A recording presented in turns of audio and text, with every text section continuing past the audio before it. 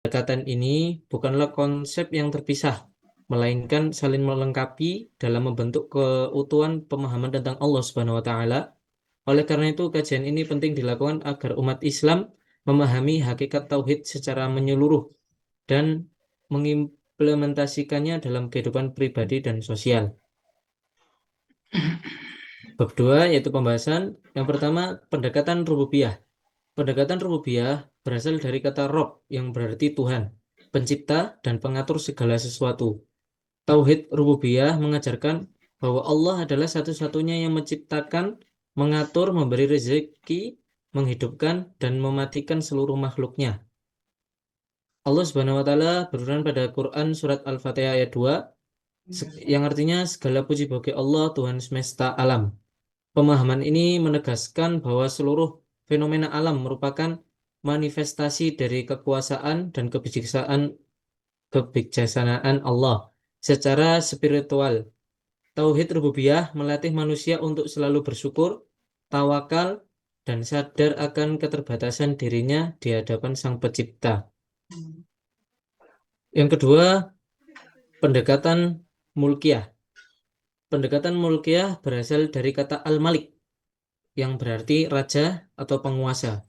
Allah adalah raja dari segala kerajaan dan pemilik seluruh alam semesta.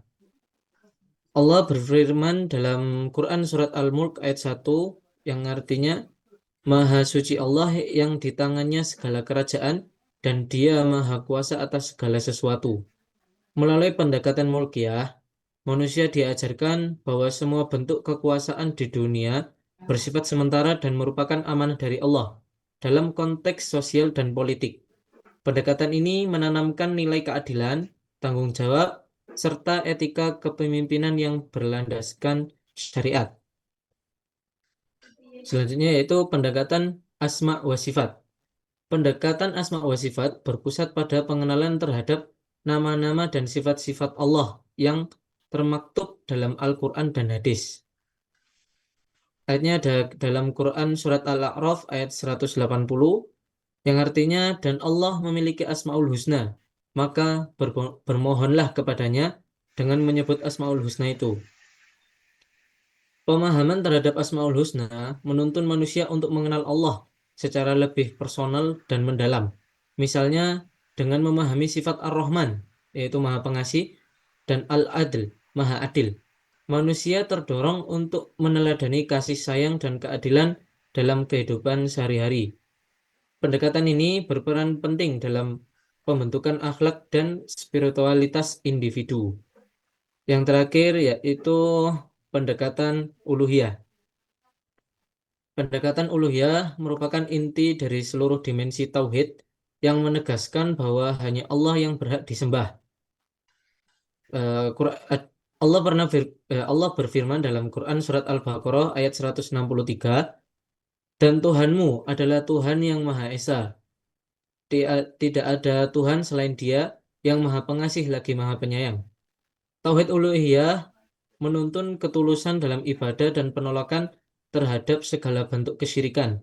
Semua bentuk pengabdian, doa, dan ibadah harus ditunjukkan hanya kepada Allah Subhanahu wa Ta'ala. Secara praktis, pendekatan ini membentuk kesadaran spiritual yang murni dan menumbuhkan kepatuhan total kepada syariat Islam. Kesimpulan di atas yaitu pendekatan rububiyah, mulkiyah, asma wa sifat, dan uluhiyah merupakan 4 dimensi integral dan dari tauhid yang saling melengkapi. Rububiyah menegaskan Allah sebagai pencipta dan pengatur, mulkiyah menegaskan kekuasaannya sebagai penguasa mutlak, asma wa sifat mengenalkan kesempurnaannya, dan uluhiyah menuntun pengabdian hanya kepadanya. Pemahaman yang menyeluruh terhadap keempat pendekatan tersebut akan memperkuat keimanan, membentuk akhlak yang luhur, serta mendorong terciptanya tatanan kehidupan yang berkeadilan dan berorientasi ilahiyah. Demikian presentasi yang singkat ini, kurang lebihnya mohon maaf.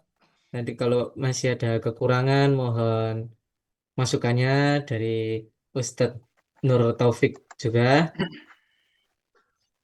Karena masih belajar Ustaz, ngapunten. Oke, oke, oke. Sudah cukup? Insya Allah cukup. Ya, ada beberapa hal yang perlu kita kritisi bersama. Yang pertama, tentang fungsi pendekatan ini sebenarnya apa? Fungsi pendekatan tauhid. Itu fungsi pendekatan ini sebenarnya untuk apa? Kan ada empat macam itu.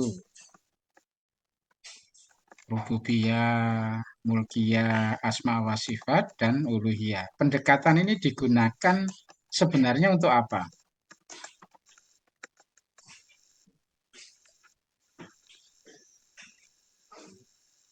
Gimana, Mas Dardan? Kan ini pendekatan ya. Oke. Nah ya, kita menggunakan pendekatan begini gitu ya. Itu sebenarnya kan memiliki tujuan. Pendekatan itu kan bisa berbeda-beda, gitu ya, berbeda-beda. Tetapi jangan lupa, pendekatan digunakan untuk mengukur efektivitas atau efisiensi, gitu ya, dalam mencapai tujuannya. Nah, tujuannya ini sebenarnya apa pendekatan ini digunakan? Untuk apa? Sekedar. Apa? Jadi kalau menggunakan pendekatan rububiyah itu maksudnya apa itu?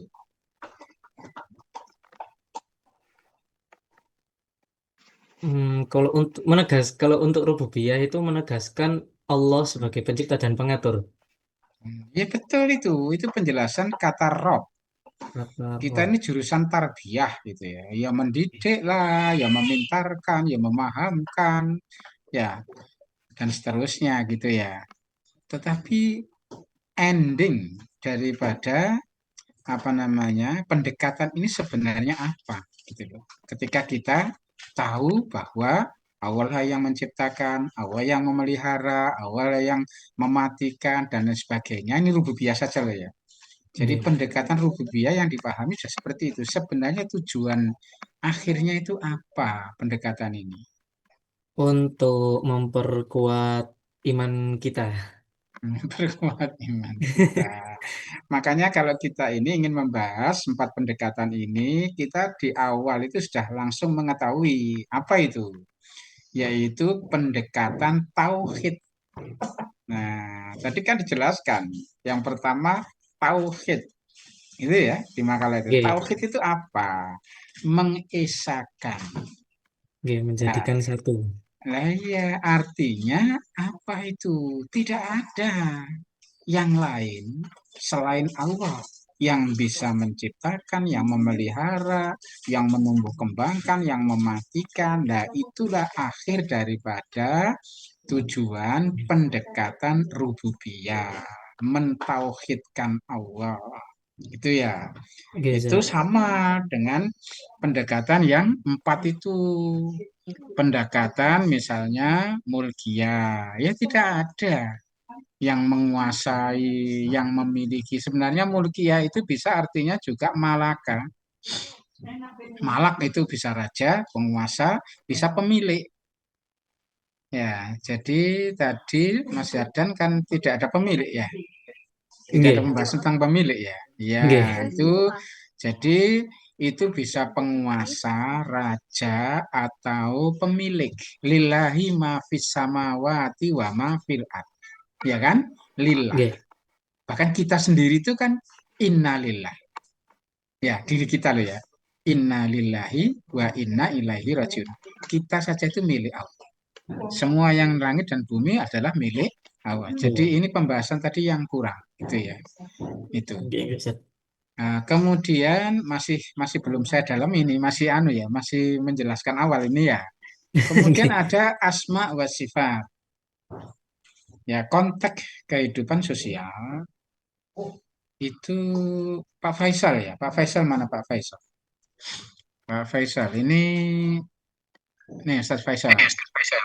Ya, di masyarakat itu seringkali tokoh atau yang disebut ustadz atau mungkin sebutan yang lain gitu ya, apa gitu ya.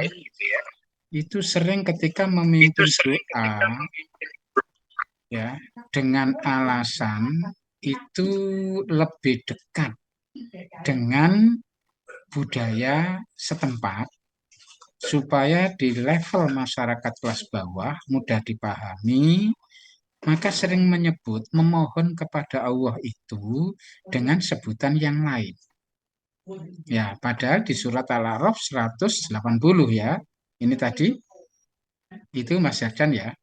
Lillahi bukan. Lillahil asmaul husna fad'uhu biha. Gitu ya. Ya. Itu ada terusannya itu. Terusannya itu peringatan itu. Wadarul ladzina yulhiduna fi asma'i sajzauna makanu ya malun. Itu ada peringatan itu Mas Yardan. Jadi Allah punya nama-nama. Nama-nama itu ada yang digolongkan hanya 99. Tetapi juga ada nama di luar 99. Mas Dadang tahu enggak?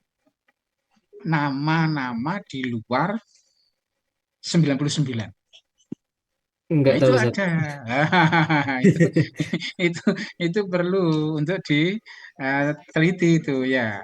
Jadi Asmaul Husna tidak hanya 99 sebenarnya ya, tapi ada nama lain selain Asmaul Husna itu. Kemudian masyarakat secara praktis ini itu ada yang menyebut tokohnya itu dengan sebutan begini ketika memimpin doa ya, doa massal. Itu tidak menyebut ya Allah, ya Rahman, ya Rahim, ya Hayyu, ya Qayyum, ya Aziz dan tidak menyebut Asmaul Husna, tapi menyebut Duh Gusti Pangeran. Ya, kata-kata Duh Gusti Pangeran. Kemudian isi doa, bla bla bla bla bla. Saya ingin tanya dulu sebelum tanya ke Pak Faisal ini ya. Pendapatnya Mas Yardan gimana? Kalau dari saya nggak pernah ya Ustaz ya mendalami gitu. Eh,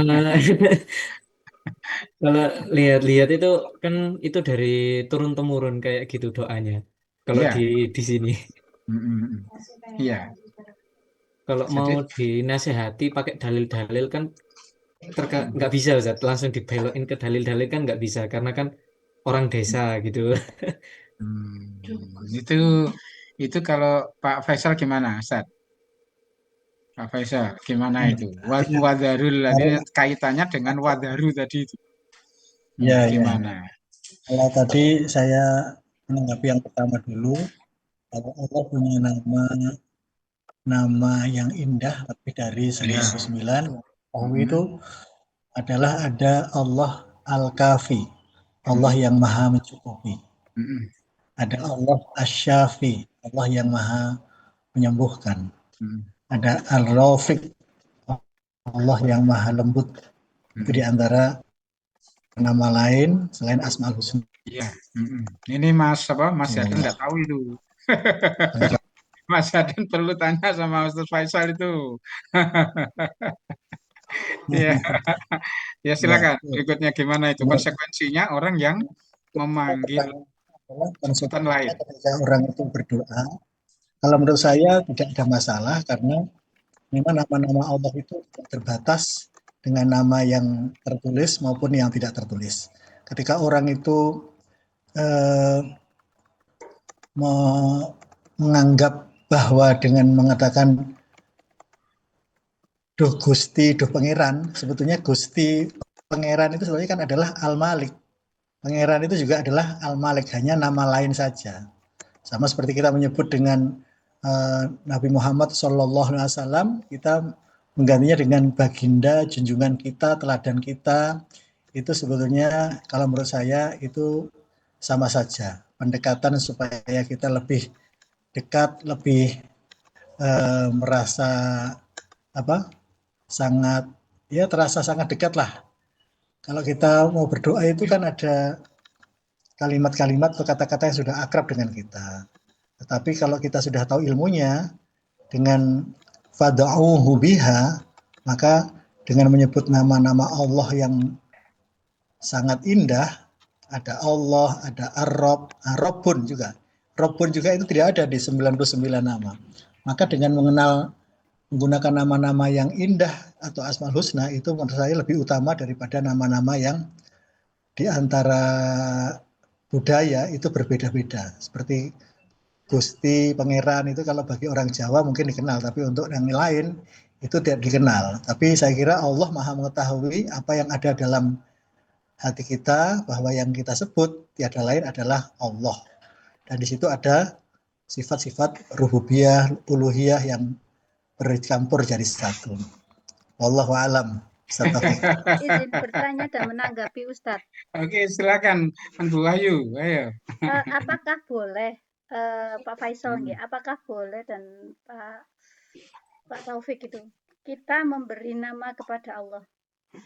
Maksudnya misalnya di luar 99 dan yang lainnya itu kayak misalnya menyebut Dia Maha segalanya gitu boleh atau tidak memberi nama lain yang menurut kita yang di luar 99 itu gitu kan. Gitu. Pripun Ya. Ustaz? Ya tadi Pak Faisal bilang gitu loh. Secara budaya itu katanya lebih akrab, mungkin juga lebih meresap. Ya, tapi itu pendapat budaya. Gitu loh. Makanya saya ingin menanyakan dulu itu. Ada lagi enggak yang lainnya? Ini Mbak Amarilis coba. Mbak Amarilis, gimana pendapatnya? Mas Agung ini kenapa off ini? Ini selalu sibuk Mas Agung ini. Ayo.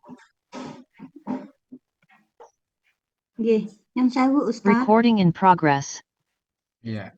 Oke, ditambah lagi. Nggih, nyun sewu Ustaz. Ya. Baik, nggih, pengalaman aja pribadi nggih Ustaz nggih. Bukan